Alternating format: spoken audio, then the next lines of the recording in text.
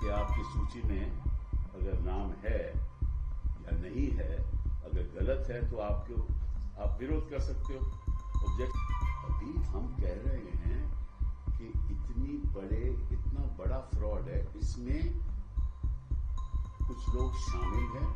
जनता को बताएंगे कि राहुल गांधी को कहा गया है कि एफिडेविट फाइल करो, ये नहीं बताएंगे कि कभी वो कार्रवाई हो ही नहीं सकती। काहे को चुनाव लड़ रहे हैं? किस लिए चुनाव लड़ रहे हैं? कि आप धांधलेबाजी करो और धांधलेबाजी के बाद आप इलेक्ट हो जाओ कि फिर आपको जनता बताए कि आपकी सूची में अगर नाम है या नहीं है, अगर गलत है तो आप विरोध कर सकते हो, ऑब्जेक्शन दे सकते हो कि साहब ये यहां रहता नहीं है, इस नाम को काटना चाहिए, या ये नाम गलती से छूट गया है, इसमें डालना चाहिए उस ड्राफ्ट इलेक्टोरल रोल में। तो वो सेक्शन जो है वो कहता है period for lodging complaints and objections, मतलब कि एनी सच क्लेम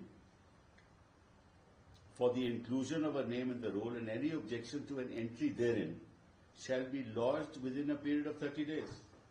वो 30 दिन तो साल बीत गए, कई साल बीत गए, 30 दिन तो वो तो क्लेम बनता ही नहीं है। तो जैसे ही क्लेम फाइल होगा क्या साहब आपको तो 30 दिन में बीच में आना चाहिए था। Then form of claims, every such claim for inclusion of name in the roll as new elector shall be in Form 6 signed by the applicant, and any objection proposed of inclusion of name for deletion of a name in existing roll shall be in Form 7। वो तो ना Form 7(6) file हुआ ना Form 7 file हुआ, और आप कहते हैं आप एफिडेविट दीजिए, तो किस बेसिस पे एफिडेविट दे? वो तो कहेगा साहब आपने पहले इसको ऑब्जेक्ट क्यों नहीं किया, इसका विरोध क्यों नहीं किया, अब मैं ऐसे किसको देख सकता हूं।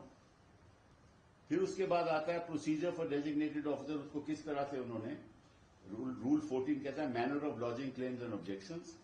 फिर प्रोसीजर फॉर रजिस्ट्रेशन ऑफिसर वो कैसे करेगा, and it says any claim or objection is not lodge within the period herein it shall be rejected. तो पीरियड में तो लॉज हुआ ही नहीं, तो रिजेक्ट करेगा ही, तो फिर एफिडेविट किस चीज का?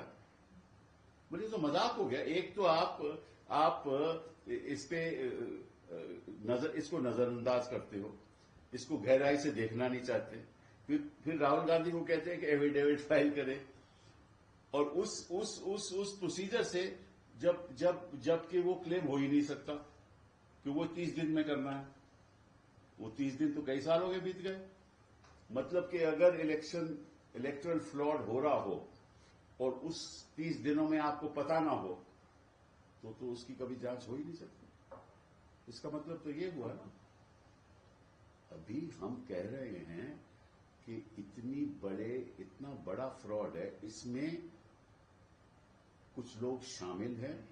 नेचुरली वही लोग शामिल होंगे जिस पार्टी के पक्ष में ये हो रहा है, वही लोग शामिल होंगे ना।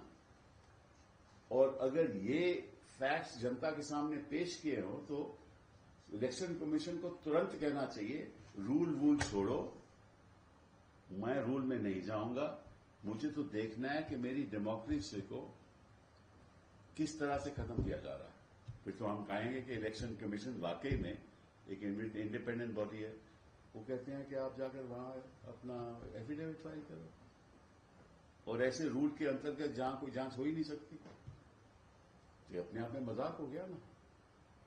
और जनता को बताएंगे कि राहुल गांधी को कहा गया है कि एफिडेविट फाइल करो, ये नहीं बताएंगे कि कभी वो कार्रवाई हो ही नहीं सकती, उसी 1960 रूल्स के अंतर्गत कार्रवाई हो ही नहीं सकती। तो ये तो एक मतलब के अब किया क्या जाए, सवाल ये उठता है कि किया क्या जाए।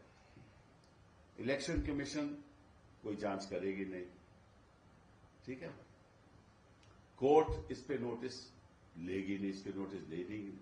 मैं तो सोचता हूं कि कोर्ट को भी सो मोटो नोटिस लेना चाहिए, नोटिस लेगी नहीं।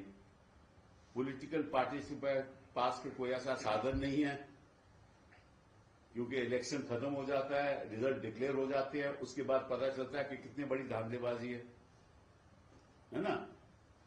और उस 30 दिन तो बीत जाते हैं, तो कभी इसकी जांच नहीं होगी। सो फ्रॉड होता रहेगा, जांच होगी नहीं। और अगर राहुल गांधी एक वाकई में देशभक्त होकर ये बात जनता के बीच में लाएं तो कहेंगे कि आप साहब एफिडेविट फाइल करो किसी रूल के अंतर्गत, हम इस पे वैसे जांच नहीं कराएंगे। ये तो अपने आप के मतलब कि लोकतंत्र का मजाक हो गया ना।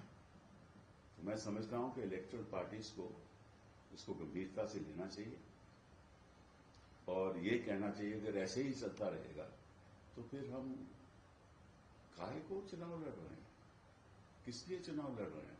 कि आप धांधलेबाजी करो और धांधलेबाजी के बाद आप इलेक्ट हो जाओ कि फिर आपको जनता ने हमें इलेक्ट किया है, इस तरह से इस फ्रॉड से जनता ने इलेक्ट किया है और आपकी लिजिटिमेसी हो जाए और फिर आप सरकार बना लो। तो अगर हर प्रदेश में ऐसे ही सरकार बनेगी तो फिर लोकतंत्र तो खत्म हो गया ना।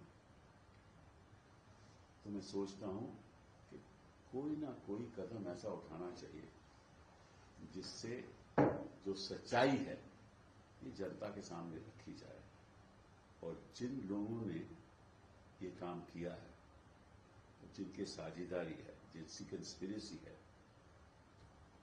उनको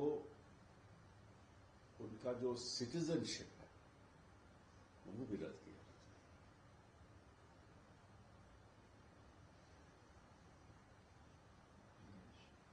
और आगे की बातें मैं कुछ दिनों में आपके सामने रखूंगा। I hope that the Election Commission takes us seriously, takes political parties seriously in this matter.